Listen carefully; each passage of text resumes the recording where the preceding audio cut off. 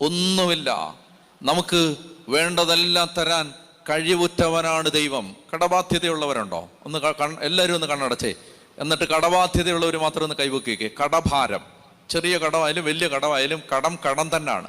5 രൂപയാണെങ്കിലും 5000 ആണെങ്കിലും 5 ലക്ഷം 5 കോടിയാണെങ്കിലും കടം തന്നെയാണ്. ഒന്ന് കൈവയ്ക്കുക. ഒത്തിരി പേരുണ്ട്. വായിച്ചേ 2 കൊരിന്ത്യർ 9-ാം അധ്യായം 8-ാം വാക്യം. 2 കൊരിന്ത്യർ 9-ാം അധ്യായം 8-ാമത്തെ വാക്യം. വിശ്വസിച്ചോണം, ദൈവവചനമാണ്. ഒരു മാറ്റവും ഇല്ല. ദൈവവചനമാണ്, ഒരു മാറ്റവും ഇല്ല. മാറ്റമോ മാറ്റത്തിന്റെ നിഴലില്ലാത്ത ദൈവവചനം. മത്തായി 5 പറയും, ആകാശം മാറും, ഭൂമി മാറും, എൻ്റെ വാക്കിന് മാറ്റമില്ല.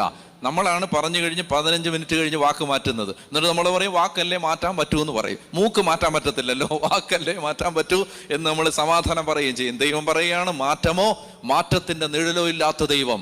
ആകാശം മാറിയാലും ഭൂമി മാറിയാലും മാറാത്തവന്റെ വാക്ക്. എന്താ പറയുന്നത്? 2 കൊരിന്ത്യർ 9:8 വായിക്ക്. നിങ്ങൾക്ക് ആവശ്യമുള്ളതെന്ന് പറഞ്ഞാൽ 2 ലക്ഷം രൂപയാണ് കൊച്ചിന് ഫീസ് കൊടുക്കാൻ വേണ്ടതെങ്കിൽ നിങ്ങൾക്ക് ആവശ്യമുള്ളത് 2 ലക്ഷമാണ്. നിങ്ങൾക്ക് ആവശ്യമുള്ളതെല്ലാം, ഉറക്കെ വായിച്ചേ, നിങ്ങൾക്ക് ആവശ്യമുള്ളതെല്ലാം സദാ സമൃദ്ധമായി.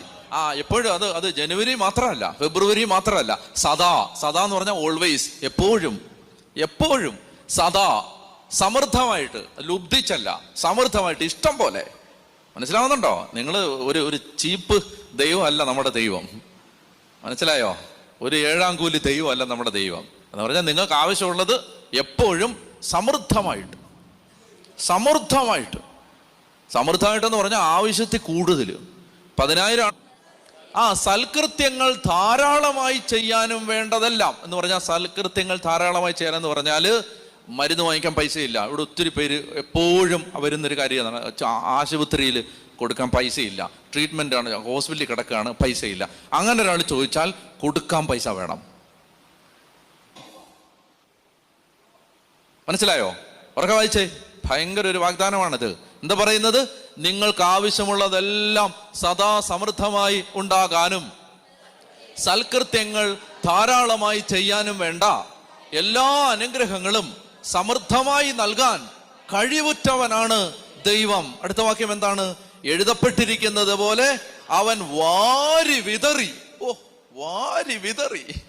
മറ്റേന്ന് പറഞ്ഞാൽ 1 ഉള്ളൂ 2 ഉള്ളൂ, നീ ആദ്യം വാങ്ങിച്ചാലടാ, രണ്ടാമത്, അങ്ങനെയൊക്കെ ചോദിക്കുന്നതാണ് നമ്മുടെ രീതി. വാരി